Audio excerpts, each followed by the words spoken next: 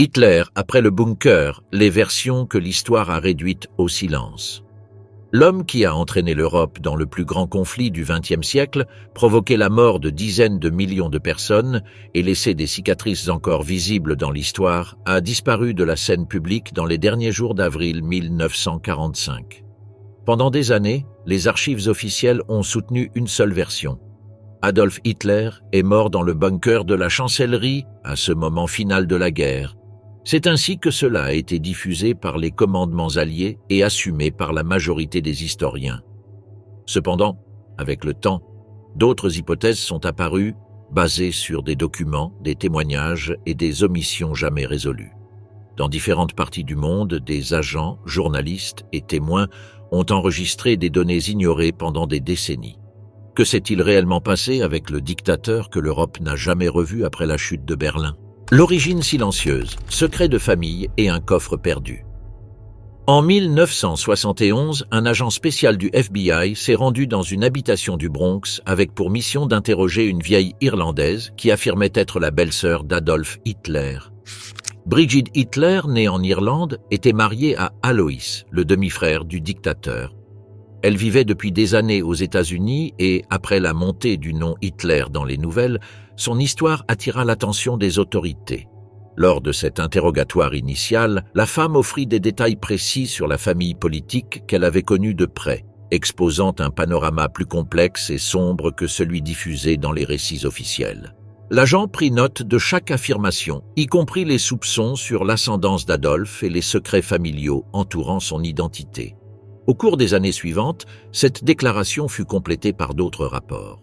L'un des plus importants fut celui de l'OSS, l'agence de renseignement américaine pendant la guerre, qui élabora un profil psychologique et familial d'Hitler. Le document signalait des incohérences dans les versions officielles concernant ses origines et mentionnait des rumeurs persistantes suggérant des irrégularités dans la lignée paternelle.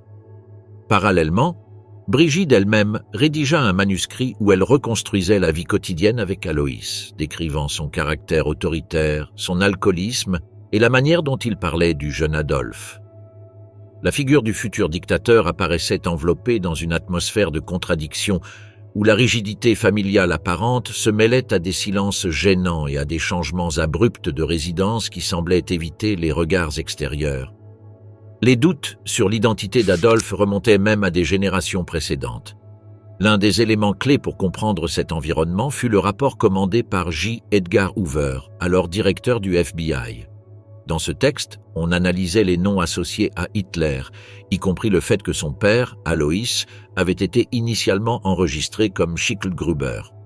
Cette modification, apparemment simple, suscita des soupçons sur les motifs qui l'avaient provoqué.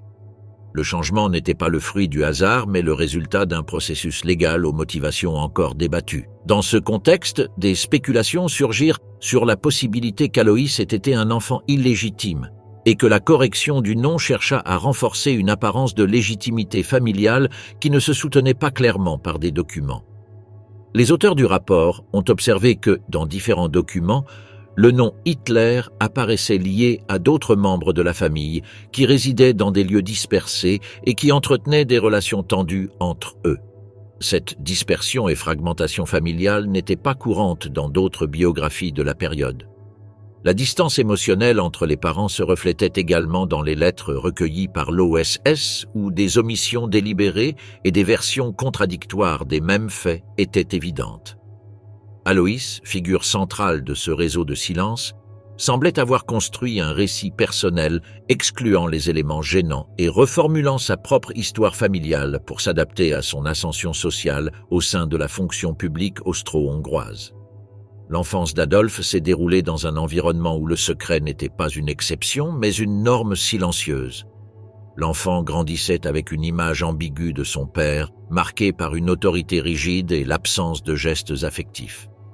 Brigitte se rappelait des scènes où le jeune Adolphe observait en silence, absorbé par ses propres pensées, tandis que l'atmosphère domestique se chargeait de disputes et d'épisodes de violence verbale.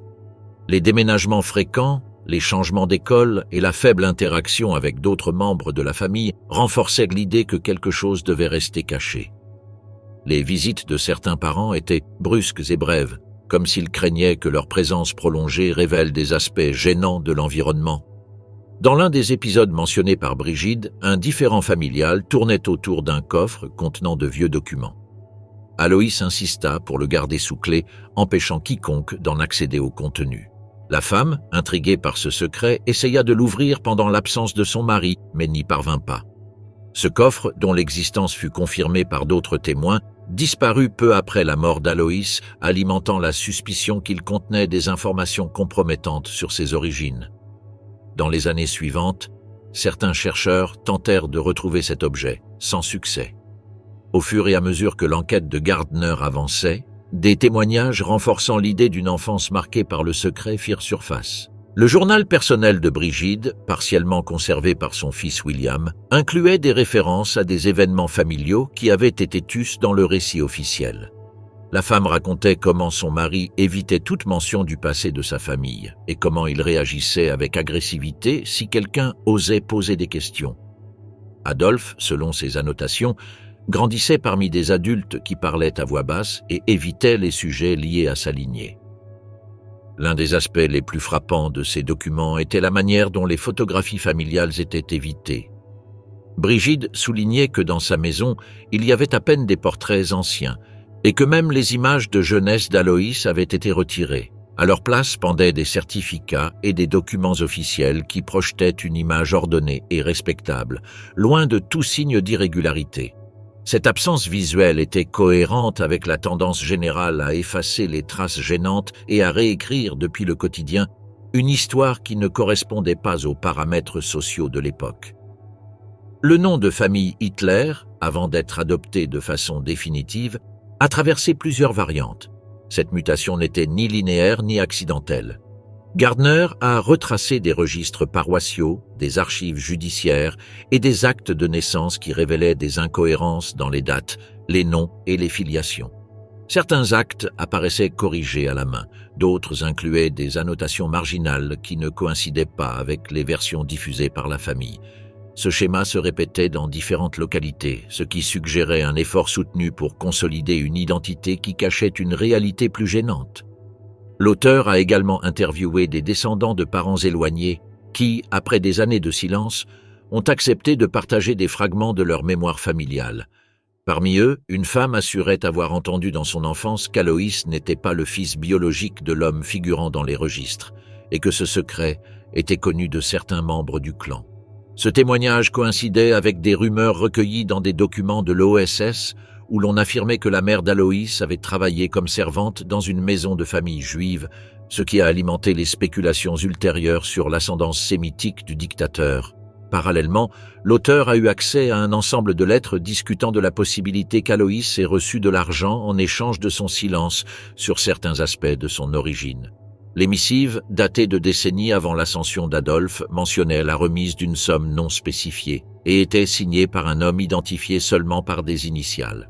Bien qu'il n'ait pas été possible de vérifier de manière concluante leur authenticité, le contenu était cohérent avec d'autres indices suggérant une négociation familiale destinée à préserver les apparences. Les documents examinés laissaient entrevoir un schéma familial basé sur les silences, les omissions et les récits fragmentaires. Dès les premières années, la vie d'Adolf Hitler s'est déroulée dans un environnement où contrôler ce qui se disait et ce qui se montrait semblait plus important qu'expliquer ce qui s'était réellement passé. Cette pratique, renforcée par des années de contradictions héritées, a marqué le début d'une biographie construite dans l'ombre. Le dossier du Kremlin, Staline et la perspective du doute. En mai 1945, les forces soviétiques avaient déjà pris le contrôle total de Berlin. Parmi les restes fumants du Reich, un groupe d'officiers du NKVD a lancé une opération secrète. Leur objectif n'était pas seulement de récupérer des documents ni d'arrêter des officiers du régime, mais de rassembler toutes les pièces possibles sur ce qui s'était réellement passé avec Adolf Hitler dans les derniers jours. Dès les premiers instants, les agents reçurent des ordres clairs. Chaque témoignage devait être recueilli de manière méticuleuse, sans omettre aucun détail. Personne à Moscou n'était prêt à clore l'affaire. Certains des détenus les plus importants furent immédiatement transférés dans des installations contrôlées par le renseignement soviétique. Heinz Ling, qui avait servi pendant des années comme assistant personnel de Hitler, fut capturé et interrogé longuement. Il en fut de même pour Otto Günsch, chargé de la sécurité directe du leader allemand.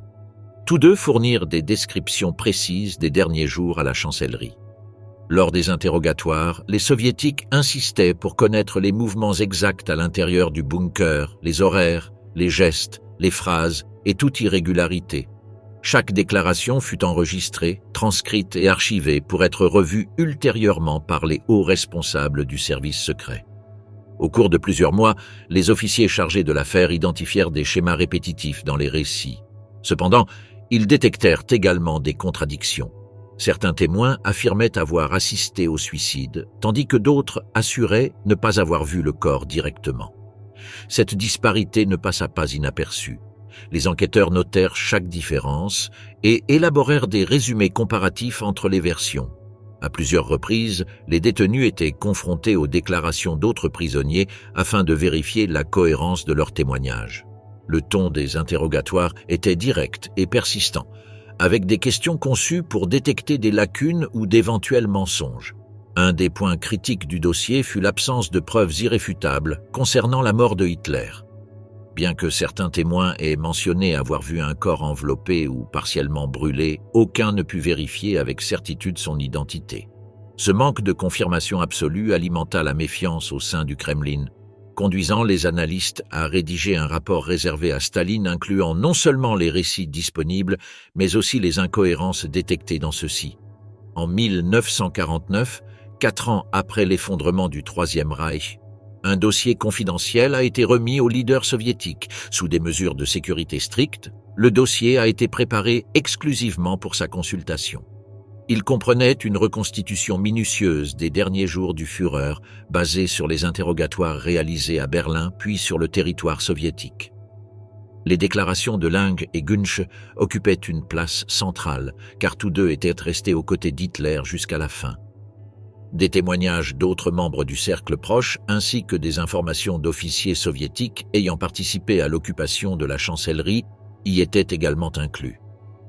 Le document décrivait avec précision la routine quotidienne à l'intérieur du bunker, les réunions tenues durant les derniers jours, les déplacements des présents et les conditions physiques et psychologiques du leader allemand.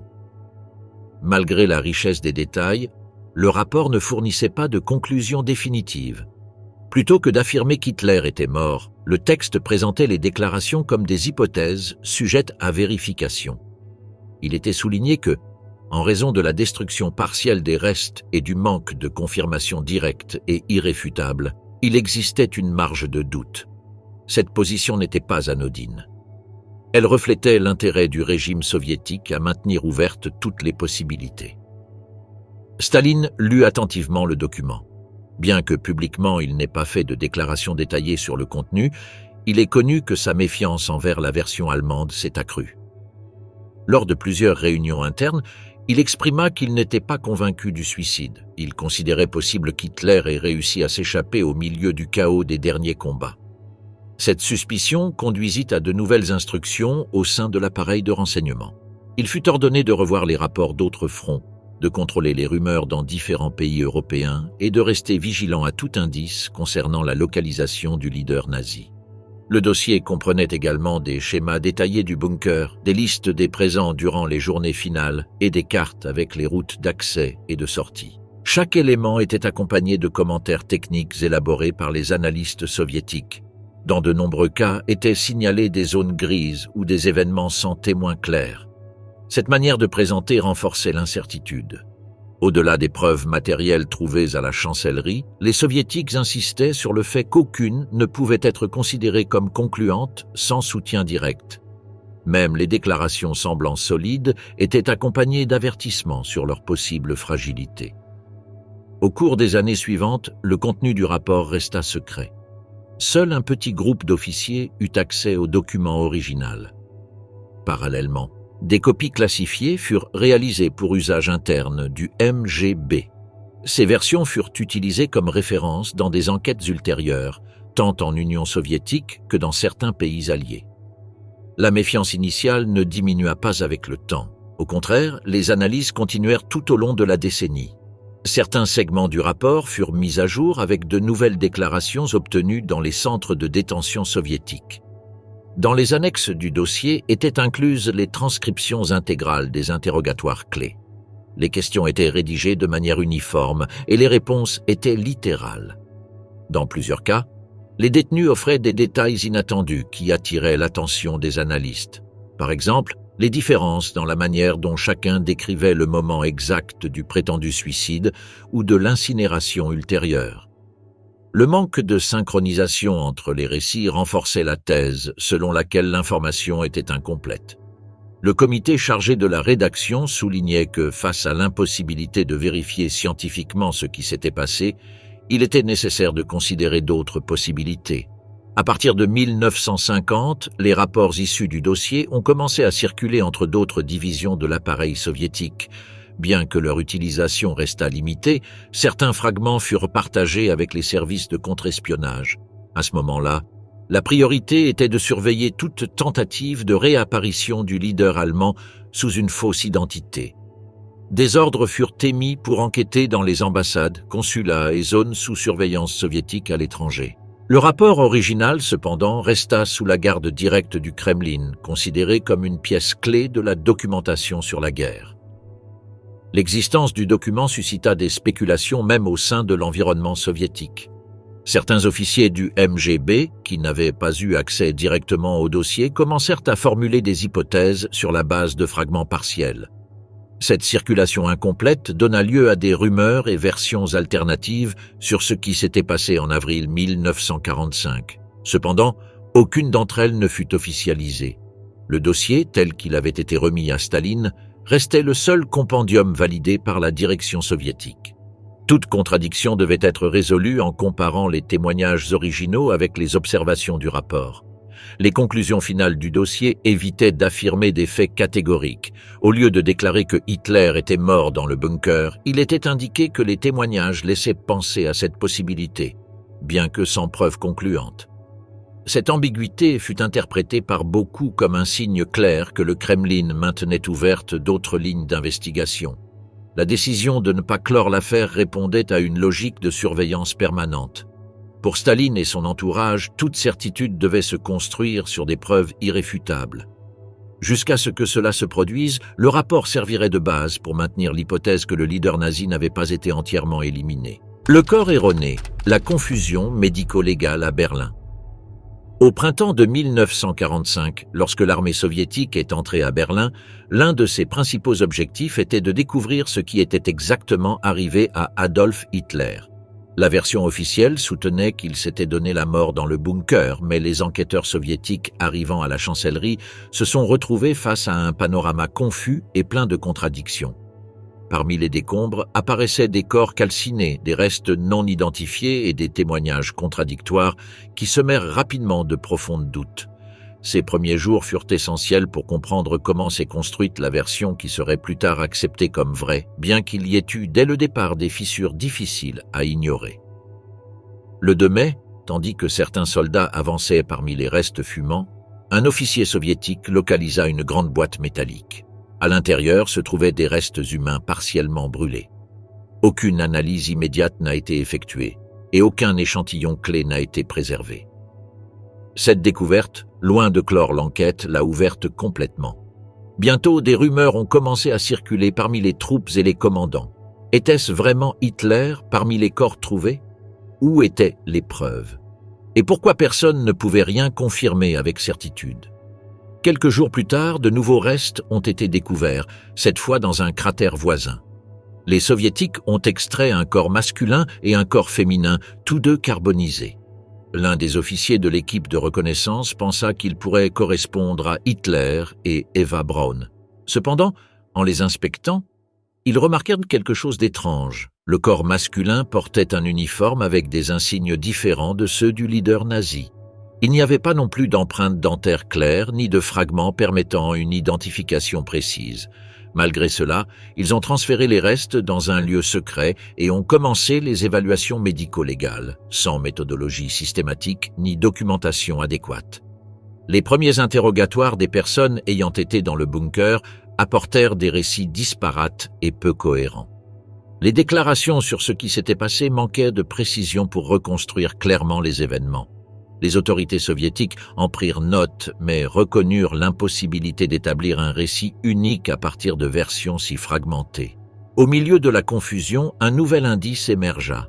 Un aide du Führer, qui avait été arrêté par les soviétiques, mentionna qu'Hitler avait donné des instructions précises pour que son cadavre soit incinéré jusqu'à devenir méconnaissable.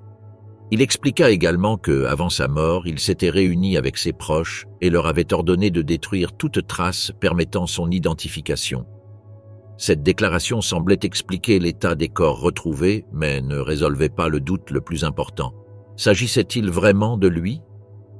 Pendant les jours suivants, les agents soviétiques ont continué à explorer le bunker et ses environs, récupérant divers objets osseux.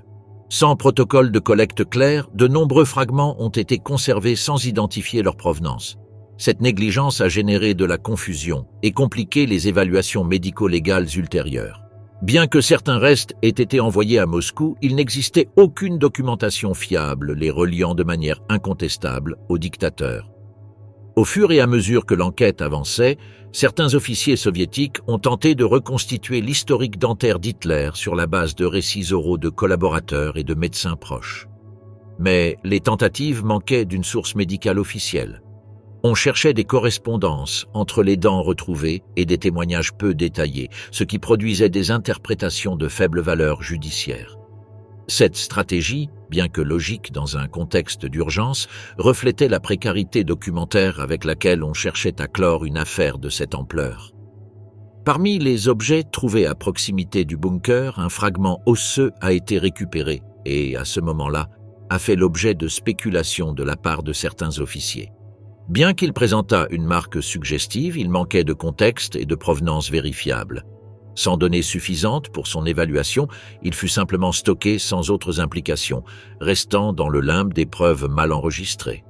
Les soviétiques décidèrent de garder les découvertes secrètes. Seul un petit groupe du cercle proche de Staline avait accès à l'information. Le reste du monde, et aussi une grande partie de l'armée soviétique, devait continuer à croire que le corps d'Hitler n'avait pas été retrouvé. En effet, le 2 mai, l'agence TASS publia un communiqué suggérant que la nouvelle de la mort d'Hitler pourrait être une manœuvre pour faciliter sa fuite. Cette affirmation alimenta encore plus les soupçons, bien qu'en réalité elle refléta le manque de preuves solides. Peu après, un autre corps calciné fut découvert près de l'entrée du bunker.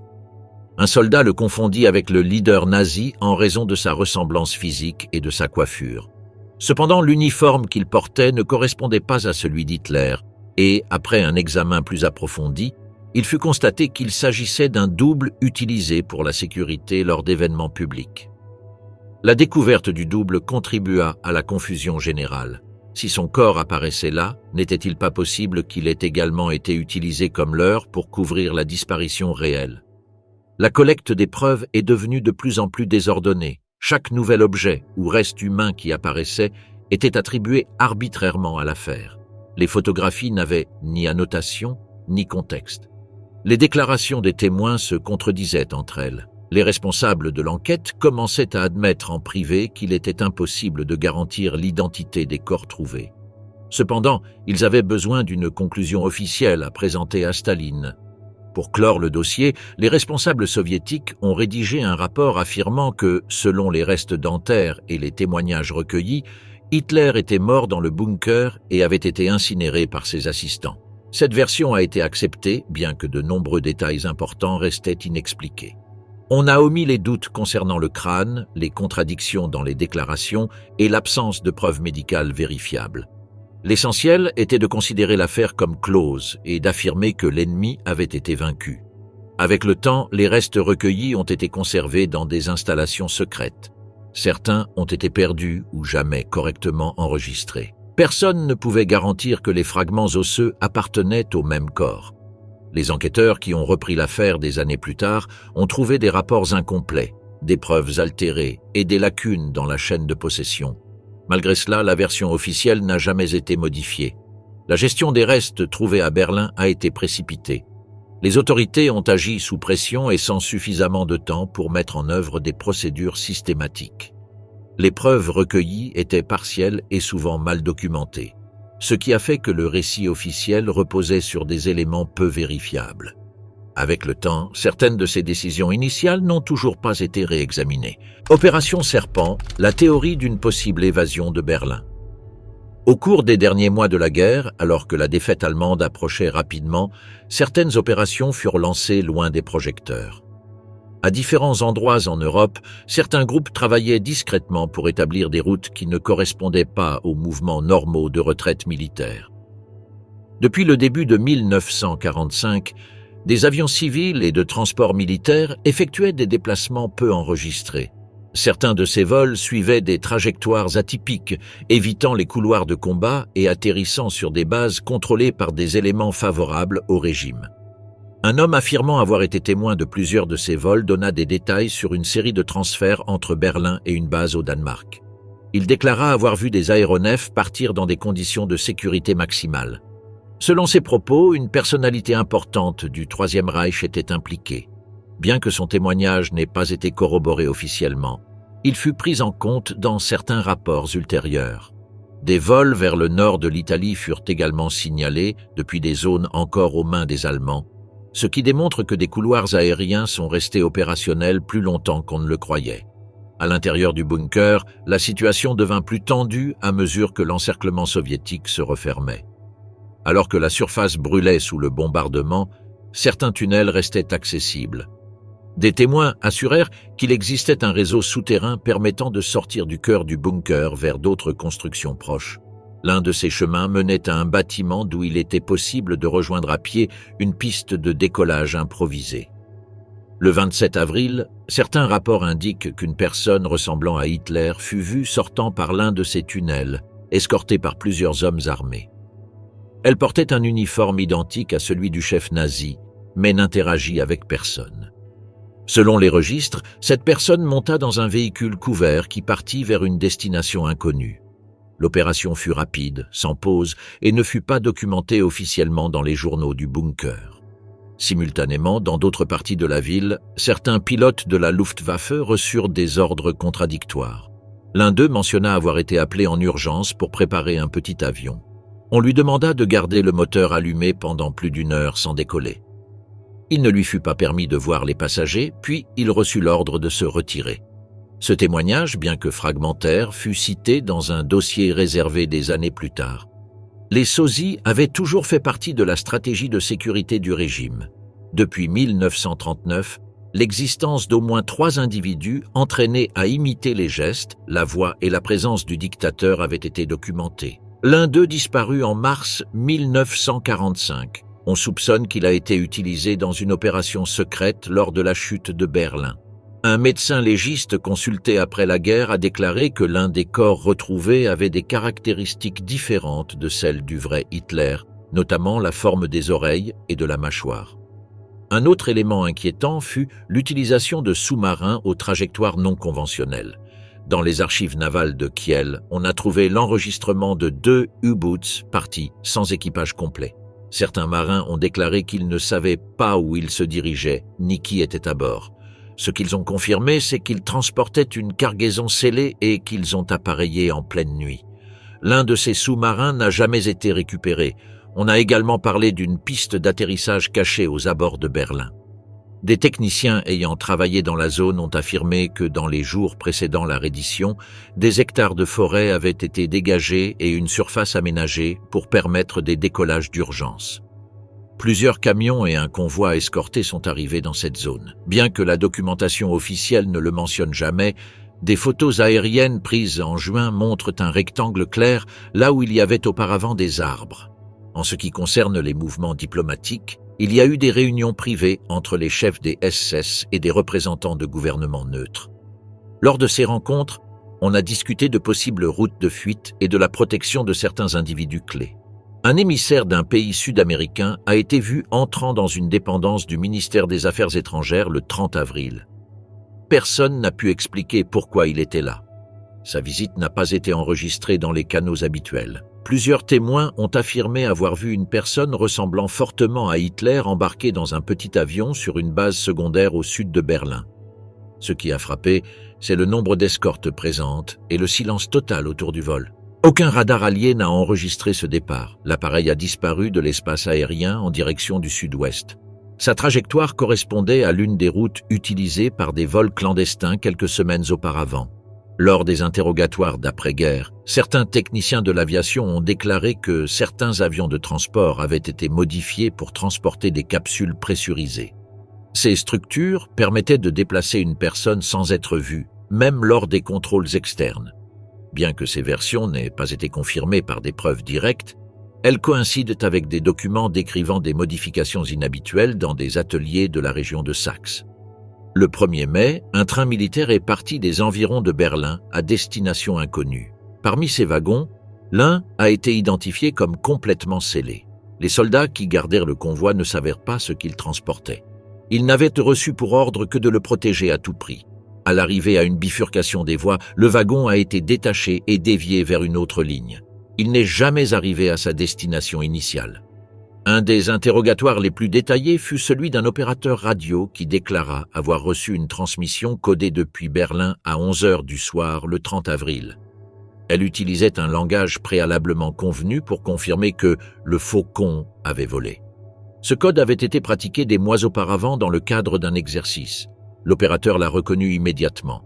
La destruction massive de documents a également joué un rôle clé. Entre le 25 et le 30 avril, des milliers de dossiers ont été brûlés dans les cours intérieures du bunker. Plusieurs fonctionnaires ont été vus jetant des classeurs entiers dans les flammes. Certains de ces papiers contenaient des ordres directs concernant les déplacements, l'utilisation des transports et les listes de personnel autorisés. Malgré la surveillance soviétique, seuls des fragments carbonisés ont été sauvés.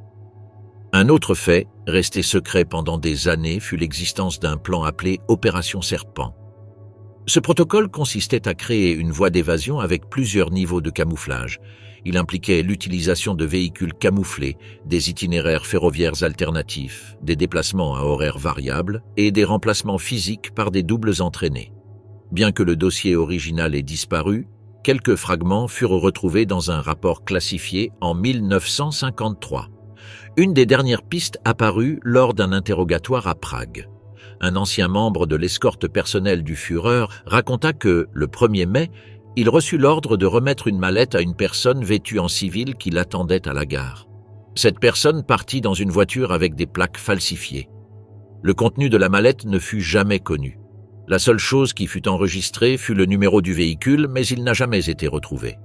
La somme d'indices dispersés, depuis les tunnels encore opérationnels jusqu'aux déplacements aériens non enregistrés, les remplacements physiques, les trains réorientés ou les documents éliminés, pointaient vers une séquence d'actions qui ne répondait pas au chaos de la fin, mais à une logistique silencieuse et anticipée.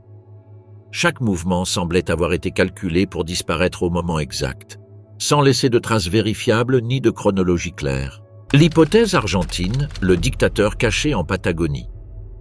Dans les mois qui ont suivi l'effondrement du Troisième Reich, diverses agences de renseignement ont détecté des mouvements qui ne pouvaient pas être attribués à de simples réfugiés.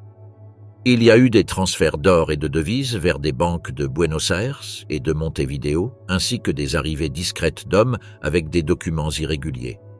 Les rapports concordaient sur le fait qu'il ne s'agissait pas seulement de fuites, mais d'un réseau conçu pour soutenir une figure centrale.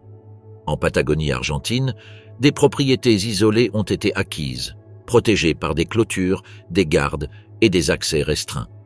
Des témoins locaux ont parlé de constructions solides, d'origine étrangère et de l'arrivée fréquente de visiteurs avec un accent allemand. Personne ne pouvait entrer sans invitation et les employés étaient rapidement remplacés s'ils posaient trop de questions. Les autorités locales n'ont jamais enquêté. L'un des sites les plus mentionnés se trouvait près de Bariloche. Plusieurs voisins ont affirmé avoir vu un homme âgé, au port rigide, qui se déplaçait avec des accompagnateurs armés. Son cercle ne parlait qu'en allemand et évitait tout contact avec l'extérieur. Les mouvements étaient précis. Caravanes circulant à des horaires imprévisibles, véhicules entrant par des routes privées et livraisons régulières de fournitures. Les rapports européens et sud-américains décrivent que la vie dans ces propriétés suivait un schéma constant. Le résident central recevait des visites d'anciens hiérarques, d'ingénieurs et de responsables logistiques ayant réussi à s'échapper sous de nouvelles identités. On discutait de fonds cachés, de projets économiques et de moyens de maintenir un réseau international cohérent.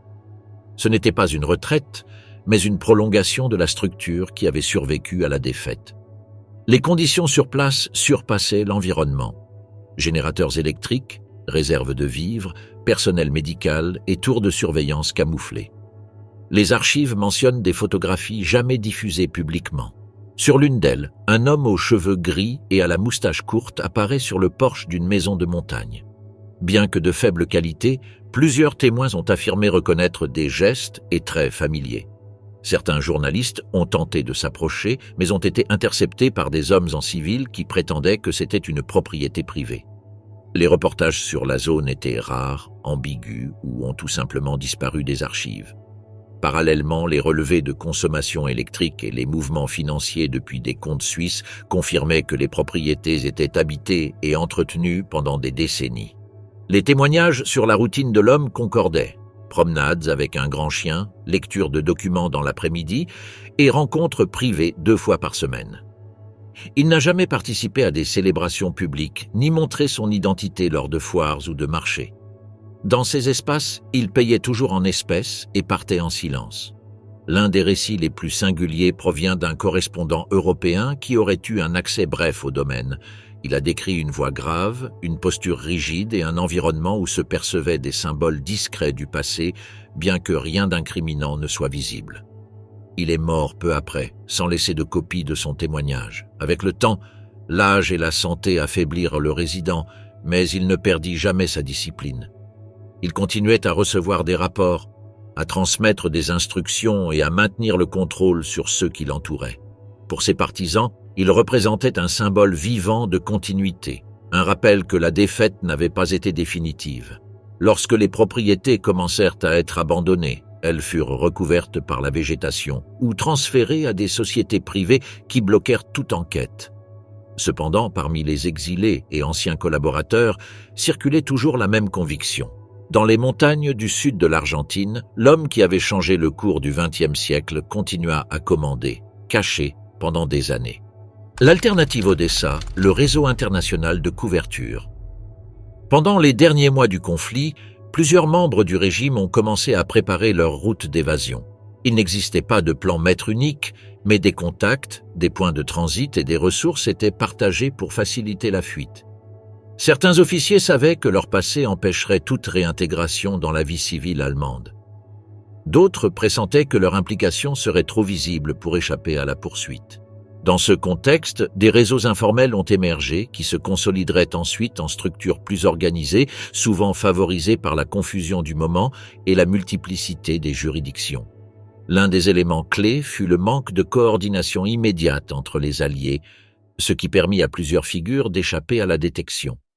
Bien qu'en théorie, il y ait un intérêt commun à capturer les principaux responsables, en pratique, les procédures n'étaient pas alignées et les vides juridiques devenaient des espaces exploitables pour échapper à la justice. Avec de faux documents, des vêtements civils et des contacts bien situés, beaucoup réussirent à franchir les frontières ou à s'installer dans des zones d'occupation moins surveillées. En Italie, les passages vers le sud devinrent des couloirs habituels. Ceux qui parvenaient à Bolzano ou Merano avaient souvent accès à des monastères ou des institutions religieuses où ils pouvaient se cacher pendant des semaines ou des mois. Les premiers registres indiquent que plusieurs monastères bénédictins offraient un refuge, bien que pas toujours avec une connaissance directe des crimes commis par leurs hôtes. Parfois, il suffisait de se présenter comme un soldat désorienté pour recevoir de l'aide. Le réseau des hospices ecclésiastiques entre le Tyrol du Sud et Rome finit par devenir une voie stratégique. Le Vatican, à travers certains offices comme la Commission pontificale d'assistance, délivra des documents d'identité temporaire aux réfugiés sans discriminer leur origine. Ces cartes étaient utilisées pour gérer des papiers de voyage ou se déplacer dans des zones contrôlées. Parallèlement, des certificats de baptême étaient émis, permettant aux fugitifs de se présenter avec des prénoms christianisés et des noms de famille inventés. À leur arrivée à Rome, beaucoup se dirigeaient vers des institutions caritatives situées près du Tibre où ils trouvaient un logement discret. Dans certains cas, les transferts vers l'Amérique du Sud étaient organisés par des agences opérant sous l'apparence d'une aide humanitaire. Des tampons officiels étaient utilisés pour autoriser les voyages et les embarquements, souvent depuis des ports comme Gênes ou Naples. Les billets étaient payés en espèces, sans traçabilité, et les noms sur les listes de passagers ne correspondèrent pas toujours à ceux des passeports présentés. Parfois, les bénéficiaires embarquaient sous des identités doubles qui étaient ensuite détruites en haute mer. Dans le cas argentin, les conditions d'entrée des exilés européens se sont révélées exceptionnellement flexibles. Les autorités migratoires offraient des visas rapides à ceux qui déclaraient une formation technique, et dans de nombreuses ambassades, une simple déclaration sur l'honneur suffisait pour obtenir les documents nécessaires. Ce cadre a permis l'arrivée d'individus qui, dans d'autres circonstances, auraient fait l'objet d'un contrôle plus strict. Le Paraguay et la Bolivie ont également offert refuge à plusieurs fugitifs.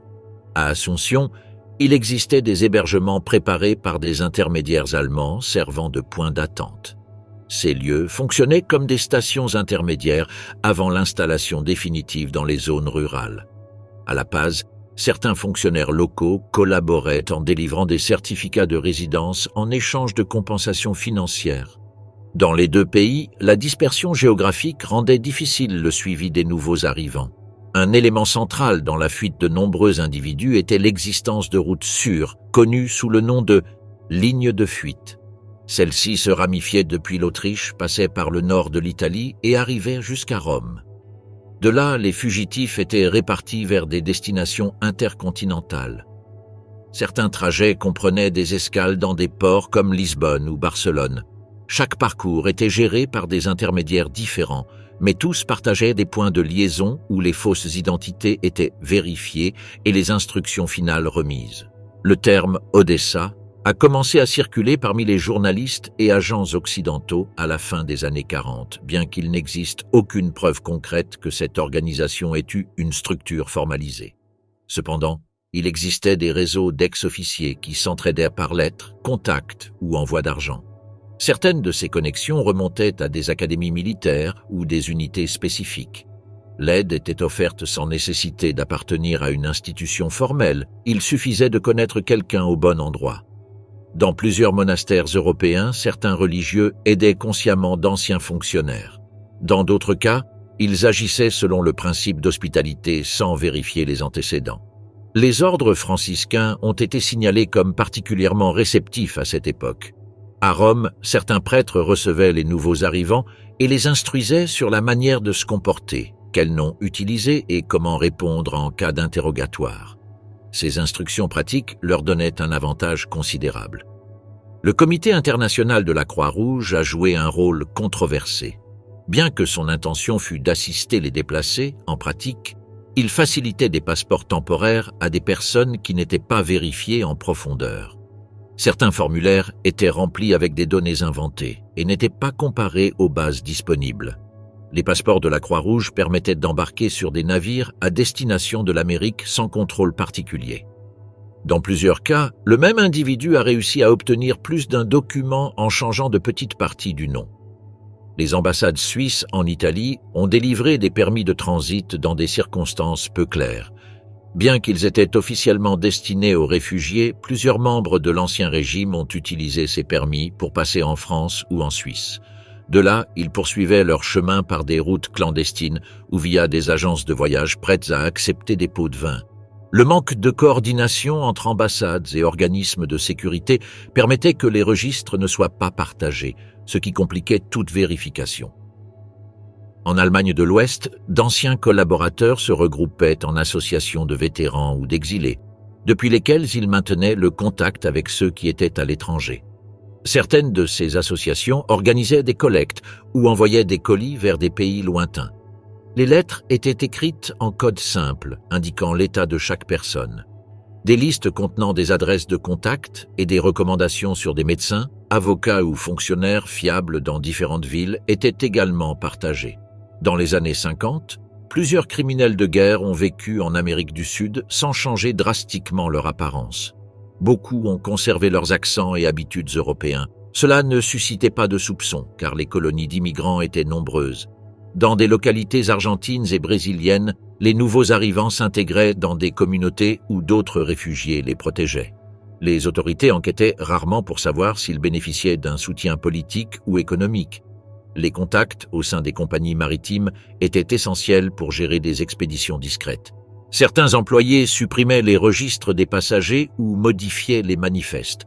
Cela permettait aux fugitifs de voyager sans être détectés ou d'apparaître sous des noms différents dans chaque port. Dans certains cas, les navires étaient abordés en haute mer par de plus petites embarcations pour effectuer des échanges. Cette manœuvre évitait que le nom du fugitif soit enregistré dans le port de destination. Des agents de renseignement de pays occidentaux connaissaient ces routes, mais privilégiaient d'autres objectifs. Certains rapports internes mentionnaient des noms et des emplacements, mais les décisions politiques freinèrent les actions. Dans d'autres cas, on considérait que ces fugitifs pouvaient être utiles à des fins stratégiques. Cela a créé un environnement d'impunité temporaire qui a permis des établissements prolongés sans intervention officielle. Les mécanismes de couverture incluaient également la fabrication de faux certificats de travail. Des historiques inventés étaient créés pour situer les fugitifs dans des emplois civils pendant le conflit. Ces documents étaient utilisés pour justifier leur présence dans de nouveaux pays. Des lettres de recommandation falsifiées, avec des signatures d'anciens fonctionnaires, étaient également émises. Dans certains cas, des sceaux officiels étaient recréés avec précision pour donner l'apparence d'authenticité. La collaboration entre fugitifs était constante. Ils s'alertaient mutuellement des risques ou des changements dans les politiques migratoires. Ils utilisaient des codes dans leurs lettres ou envoyaient des messages via des intermédiaires. Lorsqu'un d'eux était découvert, les autres agissaient rapidement pour modifier leurs plans. Dans certains cas, des documents étaient détruits ou des maisons abandonnées de manière abrupte. Cette dynamique d'alerte permanente fut clé pour maintenir le réseau pendant des années. Le trafic de biens était également un élément secondaire mais significatif. Certains fugitifs transportaient des bijoux, œuvres d'art ou métaux précieux qu'ils utilisaient pour financer leur fuite. Ces objets étaient vendus à des collectionneurs ou intermédiaires en échange d'argent ou de faveurs. Parfois, ils étaient échangés contre des documents ou du transport. Ce capital mobile garantissait l'indépendance et facilitait les déplacements. Pendant plus d'une décennie, les routes d'évasion ont fonctionné sans interruption majeure. Les structures étaient flexibles et s'adaptaient aux changements politiques. Avec le temps, certains réseaux furent démantelés, mais d'autres se transformèrent en communautés fermées où les fugitifs vécurent sans être reconnus. Le jugement de la science, ADN contre l'histoire officielle. En avril 2009, une enquêtrice médico-légale s'est aventurée dans un archive moscovite accompagnée d'un groupe documentaire américain. Dans une boîte blanche étiquetée du mot « Allemagne », reposaient des pièces clés qui, pendant des décennies, avaient été présentées comme les preuves définitives de la fin du dictateur. La femme qui dirigeait l'examen, spécialisée dans les restes humains, a soigneusement extrait un fragment osseux d'environ 10 cm. Il avait une forme courbe et, dans l'une de ces zones, on remarquait une ligne de fracture visible. Pendant des années, ce morceau avait été présenté comme faisant partie du crâne du leader allemand, spécifiquement du secteur pariétal. Avec délicatesse, le fragment a été transféré dans un sac plastique pour analyse. L'environnement était contrôlé, tous les présents portant des gants et la caméra enregistrant chaque mouvement. L'experte, qui avait déjà collaboré avec des laboratoires fédéraux américains, s'est montrée surprise dès le début. Les sutures de l'os ne correspondaient pas à celles d'un adulte masculin. Après un examen initial, l'hypothèse formulée fut que ce crâne appartenait à une femme âgée de 30 à 40 ans. Parallèlement, des restes dentaires ont été extraits d'une petite boîte métallique. À l'intérieur se trouvaient plusieurs couronnes dentaires, des bridges en or et une mandibule inférieure avec quelques dents encore en place.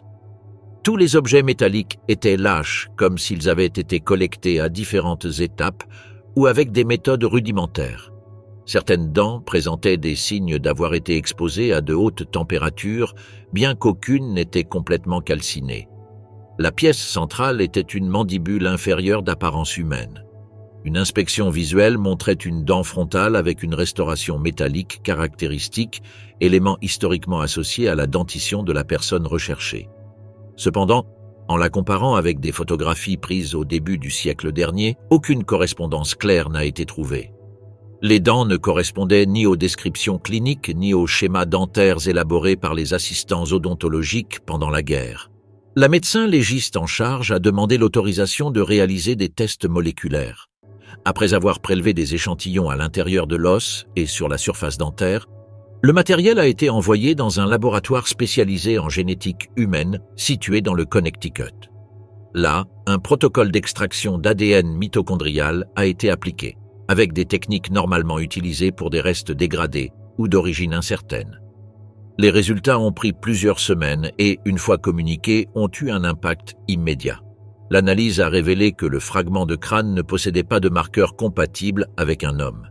La séquence génétique correspondait sans équivoque à une femme. Cette conclusion a été vérifiée par un second laboratoire qui a utilisé une technique différente pour exclure toute contamination possible ou erreur méthodologique. Les deux études ont concordé. L'os présenté pendant des années comme preuve du suicide n'appartenait pas au dictateur. La mâchoire, en revanche, présentait une situation plus complexe. L'ADN récupéré était insuffisant pour obtenir un profil complet. L'état du matériel, probablement soumis au feu et à une manipulation ultérieure, compliquait toute vérification concluante. Cependant, il a été possible d'isoler un marqueur génétique partiel qui ne correspondait pas non plus au registre disponible de la lignée maternelle du suspect. Bien que ce résultat ne fût pas définitif, il augmentait néanmoins les doutes. À la diffusion de ces résultats, plusieurs médias ont repris la discussion sur l'authenticité des preuves conservées par le gouvernement soviétique. Pendant des décennies, le fragment de crâne avait été occasionnellement montré à des délégations étrangères, étant considéré comme une preuve irréfutable. Cependant, les documents internes des archives révélaient des incohérences dans le processus de collecte. Les lieux exacts où les restes avaient été trouvés, ainsi que le moment de leur récupération, n'avaient pas été enregistrés avec précision. Certains rapports indiquaient que les pièces osseuses avaient été extraites par des soldats sans formation scientifique, tandis que d'autres suggéraient qu'elles avaient été mélangées avec des débris recueillis après des explosions. En 1946, l'un des agents ayant travaillé sur les rapports initiaux exprima ses doutes dans une lettre interne. Il signalait que les restes n'étaient pas complets et que certains éléments métalliques dentaires ne correspondèrent pas à la description orale fournie par d'anciens membres de l'entourage du leader. Cette correspondance, jusqu'alors ignorée, a été récupérée par les auteurs de l'enquête contemporaine et utilisée comme point de départ pour réévaluer le récit officiel. En 2010, une nouvelle analyse indépendante tenta de reproduire les études génétiques. L'accès aux mêmes fragments osseux fut demandé, mais l'autorisation fut refusée. L'argument avancé était que les conditions actuelles de l'objet ne garantissaient pas une conservation adéquate après une nouvelle extraction. Néanmoins, un microscope électronique à balayage appliqué sur des images obtenues précédemment montra des détails des fibres présentes à la surface. Celles-ci correspondaient à des tissus féminins, renforçant les conclusions précédentes. Les chercheurs ont également consulté des spécialistes dentaires expérimentés dans les reconstructions historiques. Ces experts ont évalué les ponts dentaires et les restaurations présentes. L'une des couronnes en or, en particulier, présentait un design qui n'était pas fabriqué en Europe centrale dans les années 40. Selon les registres de fabrication, ce type de technique n'était courant que dans le sud de la Russie à la fin des années 30, ce qui ouvrait la possibilité que les restes appartiennent à une patiente différente, peut-être victime des bombardements ou des exécutions massives enregistrées dans la région dans les derniers jours du conflit. En 2012, un documentaire diffusé en France a présenté une reconstruction tridimensionnelle de la mâchoire basée sur des scans à haute résolution. Le modèle généré a été comparé aux seules radiographies dentaires existantes de l'individu recherché. Les différences étaient significatives. L'inclinaison des incisives, la position des molaires et l'angle mandibulaire ne correspondaient pas. Ces observations ont conduit les producteurs de l'émission à demander une déclaration officielle aux autorités russes. La réponse fut ambiguë, indiquant que les restes étaient maintenus sous garde et qu'aucune nouvelle enquête n'était envisagée. L'année suivante, une équipe de journalistes français a obtenu l'accès à des documents stockés à Paris faisant référence à des échanges diplomatiques entre Moscou et Berlin dans les années suivant la guerre. Dans l'un de ces écrits, un fonctionnaire soviétique admettait qu'aucune vérification médico-légale complète des restes attribués n'avait jamais été réalisée. Selon ce rapport, les éléments avaient été acceptés comme valides sous la pression des hauts responsables, désireux de clore le dossier au plus vite. Les avancées scientifiques ultérieures, cependant, ont permis d'identifier des séquences d'ADN dans des restes osseux, exposés à des températures extrêmes, ravivant l'intérêt pour un nouvel examen des preuves. En 2016, L'accès aux fragments de crâne a de nouveau été demandé, cette fois avec des techniques de spectrométrie de masse et d'analyse isotopique. La demande a été refusée. Malgré cela, les résultats antérieurs avaient déjà établi un précédent.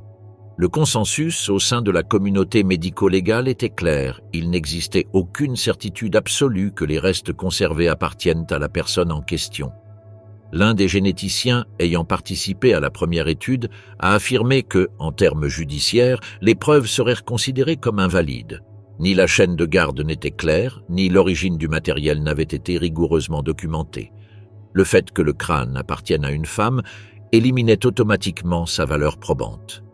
Quant aux éléments dentaires, faute de correspondance vérifiable, ils ne pouvaient soutenir une conclusion définitive. Rétrospectivement, l'affaire illustrait comment un récit construit sur des objets ambigus pouvait perdurer pendant des décennies sans base scientifique solide. L'existence de doutes fondés sur des preuves génétiques et dentaires détruisait l'argument de certitude qui avait dominé pendant des générations.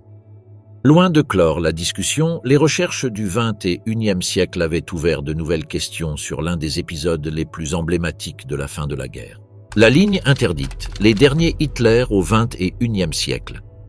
Lorsque le journaliste est entré dans le petit logement des frères Wolf, il a trouvé un salon simple, décoré d'objets ordinaires et sans signe d'extravagance. Devant lui se trouvaient 3 hommes âgés, portant le même nom de famille qui avait été effacé de l'histoire. Ils ne voulaient ni être enregistrés ni photographiés et ont demandé que leur vrai nom ne soit pas mentionné. Ils ont accepté de parler avec réserve, conscients du poids que leurs paroles pourraient avoir. Ils vivaient à Long Island depuis des décennies, se tenant à l'écart du tumulte médiatique. Ils ont seulement accepté la rencontre par respect pour l'intermédiaire qui les avait contactés. L'ambiance dans la pièce était tendue. L'un des frères s'est levé, est allé à la cuisine et est revenu avec 3 verres d'eau. Un autre regardait le journaliste sans prononcer un mot. Le troisième, le plus âgé, fut celui qui rompit finalement le silence. Il confirma qu'ils étaient descendants d'Alois Hitler Jr., demi-frère du dictateur, et qu'ils étaient arrivés aux États-Unis après la Seconde Guerre mondiale. D'une voix posée, il dit que la famille avait décidé de ne pas avoir d'enfants afin de mettre fin à la lignée. Il ne l'exprimait pas comme un acte symbolique, mais comme une décision pratique. Aucun des 3 ne s'est marié. Ils ont vécu en travaillant, en payant leurs impôts et en évitant toute attention publique. Dans une autre partie du monde, un homme affirmait être le fruit d'une relation entre Hitler et une femme française. Jean-Marie Loret est né en 1918, en Picardie, et sa mère lui révéla l'identité de son père peu avant de mourir. L'histoire racontait qu'Hitler avait été en France pendant la Première Guerre mondiale comme messager de l'armée allemande et que lors d'un bref séjour à Fournes-en-Wep, il rencontra Charlotte Lobjoie. La femme avait 16 ans lorsque la relation commença. Des années plus tard, elle dit à son fils que ce soldat inconnu était le futur dictateur. Loret, d'abord incrédule, commença à enquêter. Il engagea des avocats, parla avec des historiens et rassembla des documents, dont des lettres de sa mère faisant référence au jeune Allemand. Loret a travaillé comme professeur et a vécu une vie ordinaire. Il n'a jamais recherché la célébrité. Son intérêt pour éclaircir le sujet a grandi après la publication de certains documents militaires, plaçant Hitler près du village où il avait été conçu. Certains témoins ont affirmé avoir vu Charlotte se promener avec un soldat à l'accent étranger. D'autres se souvenaient d'un jeune homme qui dessinait beaucoup et écrivait des poèmes. Les coïncidences ont commencé à s'accumuler. Dans les années 70, Loret a autorisé des tests graphologiques comparant son écriture à celle du dictateur. Les résultats ont montré des similitudes, bien que les experts évitaient des affirmations catégoriques. Le journaliste David Gardner a obtenu l'accès aux papiers personnels de Loret après sa mort. Il a examiné des documents notariaux, des lettres et des interviews enregistrées par des tiers. Dans certains de ces textes, Loret racontait le moment où sa mère lui avait tout avoué. Il décrivait une scène dans la cuisine avec sa mère pâle, lui disant que son père avait été quelqu'un que le monde détestait. Le choc a été immédiat. Il a eu du mal à dormir pendant des semaines. Son entourage l'a appris avec le temps, mais n'a jamais posé de questions. Loret a demandé à être enterré sans mention de son origine. Il voulait seulement disparaître. Un des éléments les plus controversés du cas fut une série d'analyses génétiques réalisées à partir d'une serviette utilisée par un descendant de Loret. L'échantillon a été envoyé anonymement à un laboratoire européen. Là, une équipe a examiné l'ADN et l'a comparé à des échantillons indirects du prétendu lignage paternel.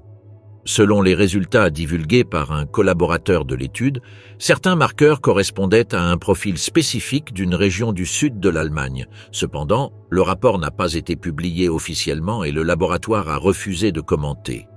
Il n'y eut aucune confirmation officielle ni réplique des analyses.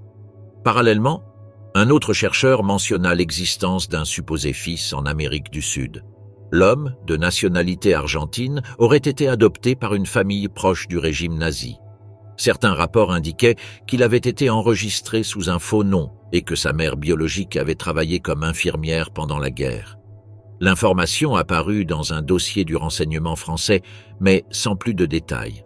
Les dates coïncidaient avec les dernières années du conflit, bien qu'il n'y ait pas de preuves claires reliant directement Hitler à cette femme. Le supposé fils est décédé dans les années 90 sans laisser de descendance. Les gouvernements concernés ont évité de commenter. Les ambassades consultées ont affirmé ne pas avoir de registres officiels sur les cas. Certains fichiers furent enfermés et d'autres se sont perdus avec le temps. Le climat de secret a alimenté les doutes.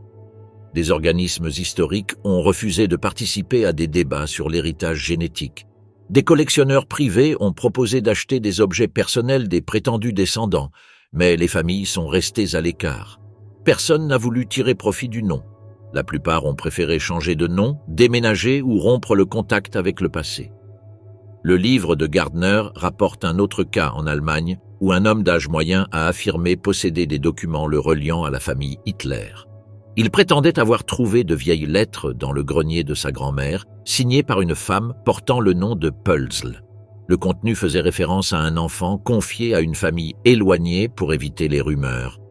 Apparemment, il s'agissait d'une grossesse non planifiée qui avait été étouffée par commodité. L'homme a tenté de remettre les lettres à un musée, mais n'a reçu aucune réponse. Plus tard, il a disparu de la sphère publique. Les autorités autrichiennes sont également intervenues dans certains épisodes. Dans les années 1980, elles ont ordonné la mise sous scellé des archives contenant des références à d'éventuelles ramifications familiales. Elles ont invoqué des raisons de sécurité et de protection de la vie privée. La mesure a été critiquée par certains historiens qui réclamaient un accès pour étudier l'impact du passé sur les générations futures. Cependant, les gouvernements régionaux ont maintenu l'ordre de confidentialité. Les registres paroissiaux, les documents d'identité et les dossiers hospitaliers sont restés inaccessibles pendant des décennies. Avec le temps, les rumeurs sur d'éventuels héritiers biologiques sont devenues moins fréquentes, mais plus persistantes. Certains chercheurs privés affirmaient avoir des pistes, tandis que d'autres traitaient le sujet comme un tabou. Les chaînes de télévision se sont intéressées au cas, bien que la plupart aient évité d'approfondir par crainte de controverses. Les descendants connus ont toujours adopté la même posture. Silence. Ni négation, ni confirmation, juste de la distance. À New York, les trois frères qui ont initié cette histoire ont poursuivi leur routine. L'un a travaillé comme jardinier, un autre comme technicien de maintenance, et l'aîné a passé ses dernières années à s'occuper des deux autres. Leur appartement restait inchangé, avec des meubles anciens, une radio allumée et des portraits anonymes au mur. Ils n'ont jamais reçu de journaliste à nouveau. Leur histoire est restée écrite seulement dans des enregistrements anonymes, dans des archives que personne n'a voulu ouvrir complètement. L'existence d'une lignée génétique liée au dictateur reste une énigme non résolue. Les preuves n'ont jamais abouti à une conclusion définitive et les personnes impliquées ont disparu dans l'anonymat. Les doutes persistent, bien que les réponses resteront probablement enterrées avec ceux qui les connaissaient. L'histoire a fermé de nombreuses portes, mais certaines sont restées entrouvertes. Ce qui a été hérité n'était pas le pouvoir, la fortune ou un héritage politique, mais un silence difficile à briser.